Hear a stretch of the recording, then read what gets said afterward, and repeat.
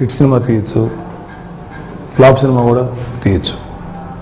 కానీ super duper hit industry రికార్డ్స్ని break చేసే సినిమా తీయాలి, అది ఎవరి చేతిలో లేదు.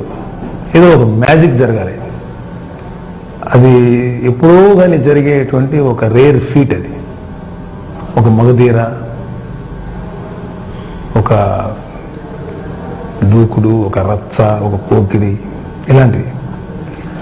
అలాగా గబ్బర్ సింగ్ రైట్స్ కొని గణేష్ సినిమా తీస్తున్నప్పుడు ఒక మంచి హిట్ సినిమా గ్యారంటీ, ఒక మంచి కమర్షియల్ హిట్ సినిమా వస్తుందనే నమ్మేం తప్ప ఇది ఒక ఇండస్ట్రీ రికార్డ్స్ మొత్తాన్ని బ్రేక్ చేసే సినిమా అవుద్దని నిజంగా అయితే అనుకోలే. ఖచ్చితంగా ఒక సక్సెస్ఫుల్ సినిమా కొడతాడు కళ్యాణ్ బాబు. హరీష్ శంకర్ లాంటి డైరెక్టర్ చేతిలో, గణేష్ లాంటి ప్రొడ్యూసర్ సక్సెస్ఫుల్గా తీస్తారనుకున్నాం తప్ప ఇండస్ట్రీ రికార్డ్స్ అన్నింటినీ తల్లకిందులు చేసే సినిమా తీస్తారని మాత్రం ఈవెన్ నాకు తెలిసి వీళ్ళు కూడా అనుకుని ఉండరు. గ్యారంటీ సక్సెస్ఫుల్ సినిమా తీస్తాను మాత్రం ఫస్ట్ నుంచి నమ్మకం ఉంది. అయితే నాకు ఈ సినిమాలో అసలు గణేష్ ఫస్ట్ వాడు ఒక నిర్మాతగా 2 సినిమాలు, ఒక అబవ్ యావరేజ్ సినిమా, ఒక సినిమా బిలో యావరేజ్ తీసి హిట్ కొట్టాలనే తపన, వాడి తపన ఈ సినిమా సక్సెస్, ఈ సినిమా ఇంత పెద్ద విజయానికి కారణం. అలాగే కళ్యాణ్ బాబు లాంటి ఇష్టమైన, అభిమానించేటువంటి ఒక డైరెక్టర్, ఒక ఫ్యాన్ డైరెక్టర్ అయ్యి దమ్ము ఉండి, కెపాసిటీ ఉండి, ఒక హీరోని అభిమానించేటువంటి వ్యక్తి డైరెక్టర్, ఏమంటారు, వింజిన్స్తో ఉండేటువంటి యాక్టర్ వాడు.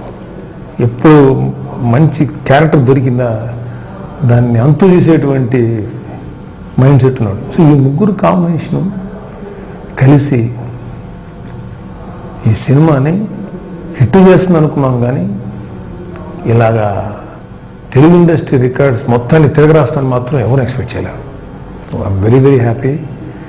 చరణ్ బాబుకి రచ్చ లాంటి ఇండస్ట్రీ రికార్డ్స్ని బ్రేక్ చేశారు, రచ్చ రావటం. కళ్యాణ్ బాబుకి మొత్తం ఇండస్ట్రీ రికార్డ్స్ని తిరగరాసేటువంటి ఇంకో సినిమా రావటం. నిజంగా ఇవాళ మా బ్రదర్స్ ముగ్గురికి కానీ, మా ఫ్యామిలీ మెంబర్స్కి కానీ వ్యక్తిగతం చూస్తుంటే మా అందరికి ఇంత ఆనందించదగ్గ విషయం. అయితే అన్నయ్యని అభిమానించే అభిమానులకి వాళ్ళకు ఒక పండగ ఇది. ఇవాళకి వచ్చి 5-6 రోజులు అవుతుంది సినిమా. ఇంకా థియేటర్లో చూస్తే నిన్న అదే యూఫోరియా, అదే ఇది. అంత్యాక్షరి సీన్కి అయితే అసలు 8 నిమిషాలు 9 నిమిషాలు థియేటర్లు నాన్ స్టాప్ కామెడీ. ఆ పెళ్లి కొడుకు గెటప్లో వచ్చి ఆ అమ్మాయిని పెళ్లి చేసుకున్నానని చెప్పే ఎపిసోడ్, అక్కడి నుంచి మార్కెట్లో కబడ్డీ ఆడేసి, అలాగే చిన్న sentimental scenes with father, with mother death scene, అవన్నీ సెంటిమెంటల్ యాంగిల్, రొమాంటిక్ యాంగిల్. అంటే కళ్యాణ్ బాబును హరీష్ శంకర్ ఏం చేశారంటే, ఏం చేశారో నాకైతే అర్థం కావట్లేదు. ఎందుకంటే వాళ్ళు ఒకళ్ళనొకళ్ళు, అంటే ఒక డైరెక్టరు, ఒక హీరో కనుక పర్ఫెక్ట్గా కోఆర్డినేషన్ ఉంటే, ఒక మంచి కథ దొరికితే, అంత కోఆర్డినేషన్ ఉన్న వ్యక్తులకి ఒక మంచి కథ దొరికితే ఎలాంటి వండర్స్ క్రియేట్ చేస్తారనే దానికి Gabbar Singh is big example. Songs Devi Prasad, నాకు తెలిసి Devi Prasad careers best songs ఇవే అంటే నా నమ్మకం. దేవి ప్రసాద్ పెట్టినప్పుడు మంచి మ్యూజిక్ ఇస్తాడు అనుకున్నాం, కానీ మామూలు మ్యూజిక్ ఇవ్వాల. ఎలాంటి మ్యూజిక్ ఇచ్చాడంటే, థియేటర్లో జనం సీట్ల మీద కూర్చోకుండా డ్యాన్సులు చేయటం తప్ప ఆ సాంగ్స్ అయ్యేదాకా అదే పని. అలాగే కళ్యాణ్ బాబు సాంగ్స్ తగ్గట్టు ఇంత రెచ్చిపోయిపోయి వాడు డ్యాన్స్ చేయలే. తను చేసే సాంగ్స్, ఇంకా comedy, what not, Ram Lakshman fights, backgrounds, Harish Shankar taking అనేది ఇంకా అసలు అద్భుతం. సో ఇంత పెద్ద హిట్ పిక్చరు నిజంగా మా ఫ్యామిలీకి ఇచ్చినందుకు, మాకు మా అభిమానులకు ఇచ్చినందుకు ఖచ్చితంగా గణేష్కి కానీ, హరీష్ శంకర్కి కానీ, మా అభిమానులందరి తరఫున, మా కుటుంబం తరఫున మనస్ఫూర్తిగా వాళ్ళకి థ్యాంక్స్ చెప్తున్నాను.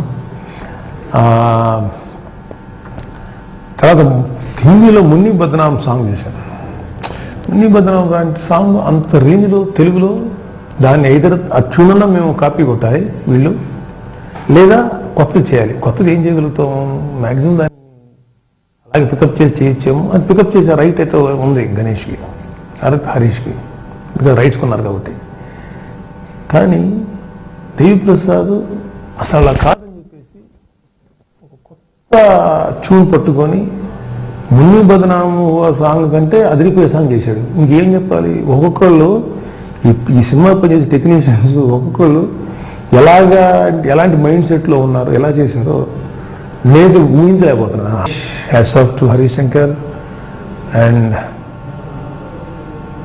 Love my brother Pawan Kalyan.